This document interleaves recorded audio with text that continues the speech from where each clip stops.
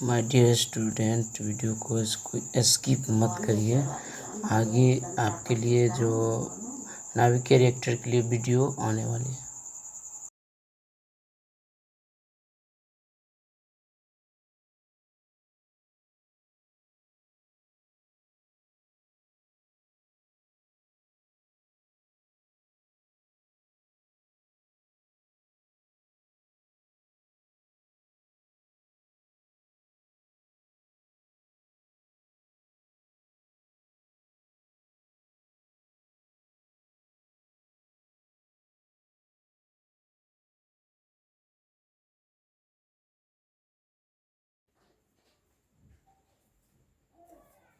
Hello my dear student, आज हम नाभिकीय रिएक्टर के बारे में पढ़ेंगे। जो आपको नाभिकीय रिएक्टर चैप्टर में पढ़ना है, न्यूक्लियर फ्यूजन से रिलेटेड है।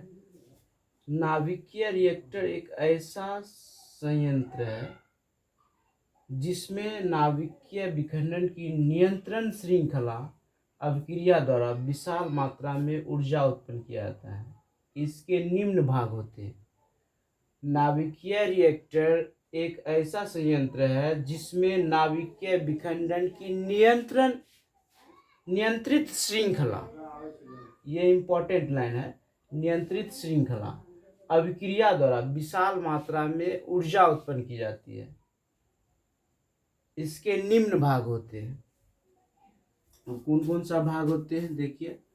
सबसे पहला ईंधन होता है, फ्यूल। किसी चीज रिएक्टर को स्टार्ट करने के लिए फ्यूल की आवश्यकता होती है। जैसे मान लीजिए बाइक के स्टार्ट करते हैं तो बाइक के लिए फ्यूल के रूप में पेट्रोल आता है, या खाना बनाते हैं तो ईंधन के रूप में एलपीजी गैस हो गया, लकड़ी हो गया, ये ईंधन होगी। उसी तरह इसमें भी ईंधन के रूप में ईंधन जो लगता है नाभिकीय रिएक्टर में, ईंधन के रूप में यूरेनियम 235 या प्लूटोनियम 239 का प्रयोग किया जाता है। उसके बाद इसका एक भाग है मंदक, मॉडरेटर। मंदक का उपयोग तीव्रगामी न्यूट्रॉन की गति को कम करने के लिए, यहाँ पे गति को कम कर देती है। इसके लिए मंदक के रूप में भारी जल, D2O, ग्रेफाइट, बेरियम ऑक्साइड इत्यादि का प्रयोग किया जाता है। अब नियंत्रक छड़े, ये बहुत इंपॉर्टेंट है। Controlling rod and safety rods. अभी मॉडर्न नाभिकीय रिएक्टर है तो रिएक्टर में विखंडन की दर को नियंत्रित करने के लिए कैडमियम या बोरोन की छड़ का उपयोग किया जाता है। रिएक्टर में विखंडन की दर को नियंत्रित करने के लिए कैडमियम या बोरोन की छड़ का उपयोग किया जाता है। जब पहले के युग में, जब नाभिकीय रिएक्टर मॉडर्न नहीं थी, टेक्नोलॉजी उतनी विकसित नहीं थी, तो नाभिकीय रिएक्टर में जो कैडमियम की छड़ होती थी उसको दबाना पड़ता था। अगर कर्मचारी कहीं खाने में बिजी हो गया, अगर नहीं दबाया तो विस्फोट हो जाएगा, पूरे लेक डूब जाएगा। तो इसलिए अब मॉडर्न युग में ऑटोमेटिक है, कैडमियम की छड़ अपने ऑटोमेटिक, रिएक्शन ज़्यादा हुआ तो दब जाती है, कंट्रोल के लिए। अब आगे ध्यान दीजिएगा थोड़ा। शीतलक कूलेंट होती है। यह विखंडन के फलस्वरूप उत्पन्न ऊष्मा को शीतलक द्वारा अवशोषित किया जाता है। जब विखंडन होती है तो इसके साथ साथ, विखंडन के साथ साथ सबसे पहले न्यूट्रॉन्स उत्पन्न होती है। उसके न्यूट्रॉन्स और उसको तोड़ती है तो उसमें हीट जनरेट होता है, हीट, और विशाल मात्रा में हीट होता है। इन हीटों को कंट्रोल करने के लिए शीतलक का उपयोग किया जाता है। शीतलक के रूप में वायु, जल अथवा कार्बन डाइऑक्साइड का प्रयोग किया जाता है। शीतलक के रूप में वायु, जल या कार्बन डाइऑक्साइड का उपयोग किया जाता है। वायु, जल अथवा कार्बन डाइऑक्साइड का उपयोग किया जाता है। अब सबसे महत्वपूर्ण भाग है परिरक्षक, जिसको शील्ड कहते हैं। जब नाभिकीय रिएक्टर बनाई जाती है तो उसकी जो दीवारें होती है, अब नाभिकीय रिएक्टर अगर ऐसे उसका, अगर उसमें कहा कि यूरेनियम का विखंडन किया जाता है। और ये कि यूरेनियम 1 kg यूरेनियम पूरे 1 महीने का ईंधन का काम करता है। और इसका एक एटम बम से भी ज़्यादा इसमें जब ये इसका विखंडन होता है तो ऊर्जा रिलीज होती है। तो इसके लिए जैसे मान लीजिए हम लोग घर का जो दीवार, जैसे चिमनी का दीवार, चिमनी हम लोग किधर होता है, चिमनी का सराउंडिंग जो दीवार होता है बहुत 10 इंची 5 इंची होगा।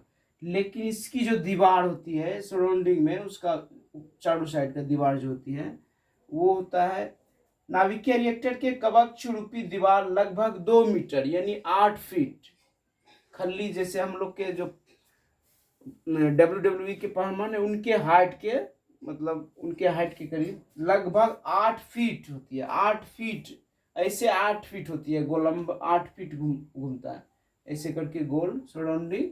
जैसे मान लीजिए ये जो है, ये मान लीजिए आपको नाभिकीय रिएक्टर की ये वाला दीवार जो है,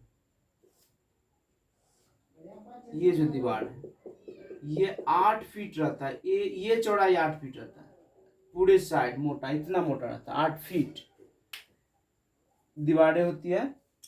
उसके बाद मोटी दीवार कंक्रीट की बनी होती है। जो किसकी बनी होती है? कंक्रीट की बनी होती है। रीजन है, जब विखंडन होता है तो कई घातक रे निकलती है, तो उसके आसपास काम करने वाले कर्मचारियों की सुरक्षा के लिए इन बातों का ध्यान दिया जाता है। या अचानक धमाका होगा तो वो टूटे फूटेगा ना, वो धमाका ऊपर से रिलीज, हल्का धीरे धीरे रिलीज हो जाए इसके लिए। तो सबसे इसका मेन है परिरक्षक, इसको शील्ड कहा जाता है। नाभिकीय रिएक्टर के कवच रूपी दीवार लगभग 2 मीटर या 8 फीट का है, मोटी दीवार कंक्रीट की बनी होती है। यह कर्मचारियों को हानिकारक किरणों से बचाती है। एक बार और ध्यान देंगे, रिपीट करते हैं थोड़ा। नाभिकीय रिएक्टर, इसको बोलते हैं न्यूक्लियर रिएक्टर। नाभिकीय रिएक्टर जो है, नाभिकीय रिएक्टर एक ऐसा संयंत्र है जिसमें नाभिकीय विखंडन की नियंत्रित श्रृंखला अभिक्रिया द्वारा विशाल मात्रा में ऊर्जा उत्पन्न किया जाता है। इसके निम्न भाग होते हैं: ईंधन फ्यूल, मंदक मॉडरेटर, नियंत्रक छड़े control rod, controlling and safety rods, शीतलक कूलेंट या परिरक्षक शील्ड जिसको बोलते हैं, ये सब भाग होता है। जैसे ईंधन फ्यूल, नाभिकीय रिएक्टर में ईंधन के रूप में यूरेनियम 235 प्लूटोनियम 239 का प्रयोग किया जाता है। मंदक मॉडरेटर, मंदक का उपयोग तीव्रगामी न्यूट्रॉन की गति को कम करने के लिए, इसके लिए मंदक के रूप में भारी जल D2O, ग्रेफाइट, बेरियम ऑक्साइड इत्यादि का उपयोग किया जाता है। नियंत्रक छड़े controlling and safety rods, reactor में विखंडन की दर को नियंत्रित करने के लिए कैडमियम या बोरॉन की छड़ का उपयोग किया जाता है। यहाँ से बहुत बार ऑब्जेक्टिव पूछा जाता है क्लास 12th में कि नाभिकीय रिएक्टर में नियंत्रक छड़ें बनी होती है, तो क्या लगाएंगे? कैडमियम की बनी होती है। किसकी बनी होती है? कैडमियम की। अब आगे ध्यान दे थोड़ा। शीतलक कूलेंट, विखंडन के फलस्वरूप उत्पन्न ऊष्मा को शीतलक द्वारा अवशोषित किया जाता है। इसके लिए वायु, जल, ठंडा जल अथवा CO2 कार्बन डाइऑक्साइड का प्रयोग किया जाता है। या परिरक्षक शील्ड, नाभिकीय रिएक्टर के कवच रूपी दीवार लगभग 2 मीटर या 8 फीट मोटी दीवार कंक्रीट की बनी होती है। यह कर्मचारियों को हानिकारक किरणों से बचाती है।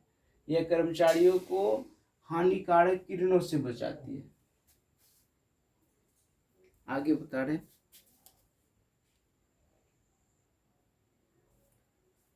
बनावट के लिए इसमें इसका इमेज बनाएंगे। तो इसको सर्वप्रथम आप ये खींचेंगे इसके साइड, उसके बाद इसके साइड एक शील्ड लगना पड़ेगा। ये शील्ड है जो एक कवच का कार्य करता है। इस तरह से बनाने के बाद अब इसको हम क्या करेंगे, ऐसे करके इसको ऐसे खींच लेंगे। यहाँ पे थोड़ा सीधा करके लाइन दीजिए, देखने में थोड़ा अच्छा लगे। इस तरह से बनेगी। जब इमेज ही बनाते हैं थोड़ा बढ़िया बनेगा। लगे।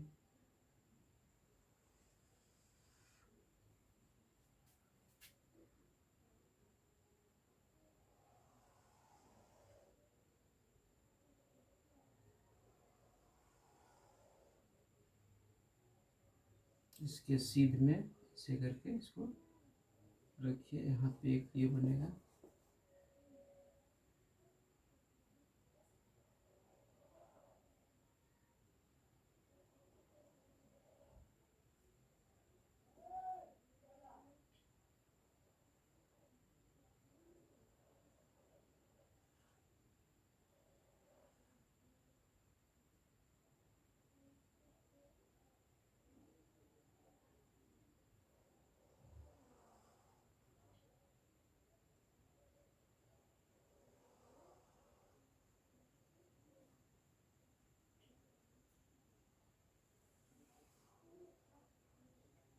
और फिर इसको इसे थोड़ा इस तरह से बढ़ा कीजिए।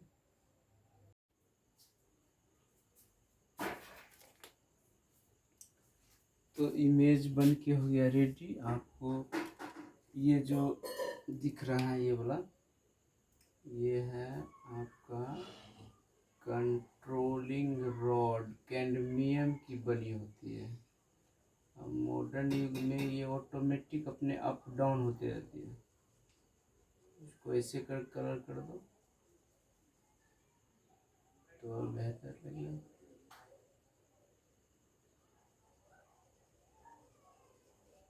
ऐसे कर अगर कलर करते देखने में थोड़ा अच्छा लगेगा, और ये शो करेगा कि कैडमियम की छड़ का अलग है। इस तरह से थोड़ा आप कर दीजिए।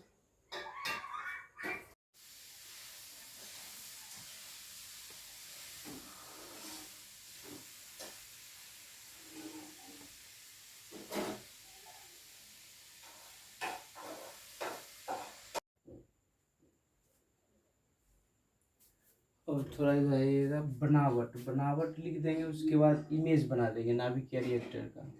फिर लिखेंगे सन 1942 ईस्वी में फर्मी के निर्देशन में शिकागो विश्वविद्यालय में पहले नाभिकीय रिएक्टर बनाया गया था।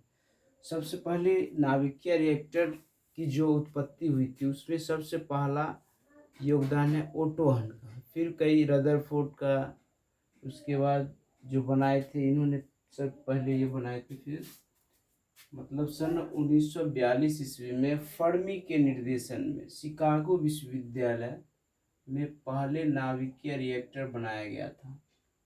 इसमें ग्रेफाइट की ईंटों से निर्मित एक ब्लॉक में निश्चित स्थानों में यूरेनियम की छड़ें एवं कैडमियम की छड़ें लगी होती है। इसकी दीवारें, जो नाभिकीय रिएक्टर की जो कवच होती है चारों साइड की दीवारें, इसकी दीवारें लगभग 2 मीटर 8 फीट कहे मोटी कंक्रीट की बनी होती है। उसके बाद इसका कार्य भी देखें तो कार्य विधि क्या है, रिएक्टर को प्रारंभ करने के लिए कैडमियम की छड़ को पहले बाहर खींचा जाता है।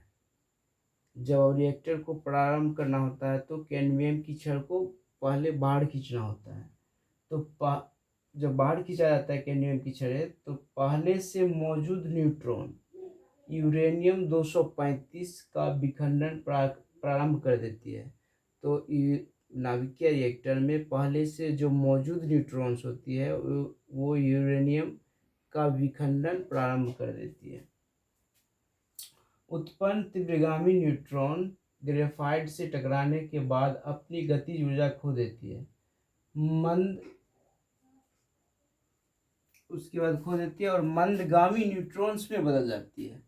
जो ही विखंडन प्रारंभ होती है तो इससे न्यूट्रॉन तेजी से निकलना स्टार्ट कर देता है। न्यूट्रॉन तो न्यूट्रॉन क्या होती है, पास में लगे ग्रेफाइट से टकराती है और अपनी गतिज ऊर्जा को खो देती है और फिर यह धीमी चलने लगती है। पहले फास्ट चलती है, फिर जो ही ग्रेफाइट से टकराती है धीरे धीरे चलने लगती है, मंदगामी न्यूट्रॉन्स में बदल जाती है। उसके ग्रेफाइट से टकराने के बाद अपनी गतिज ऊर्जा खो देती है और मंदगामी न्यूट्रॉन्स में बदल जाती है। विखंडन के फलस्वरूप उत्पन्न ऊष्मा शीतलक द्वारा अवशोषित होती रहती है।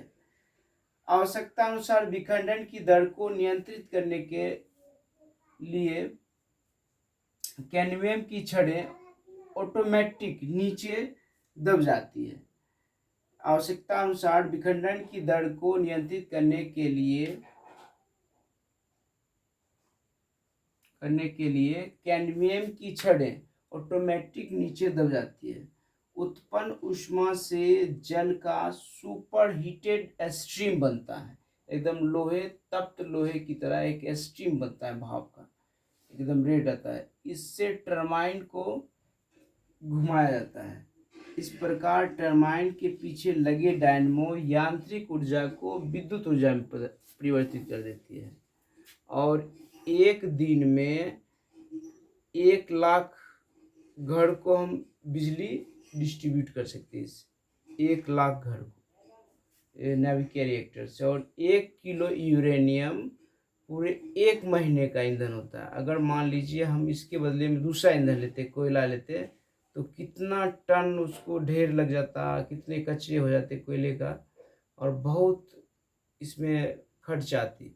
लेकिन 1 केजी यूरेनियम से हम 1 महीने बिजली उत्पादित कर सकते हैं। और एक दिन में जो बिजली डिस्ट्रीब्यूट होती है वह होती है कितना, वह आपको हो जाएगा 1,00,000 घरों का। हमारे भारत में डिस्ट्रीब्यूट जो होती है 50 हर्ट्ज की बिजली होती है।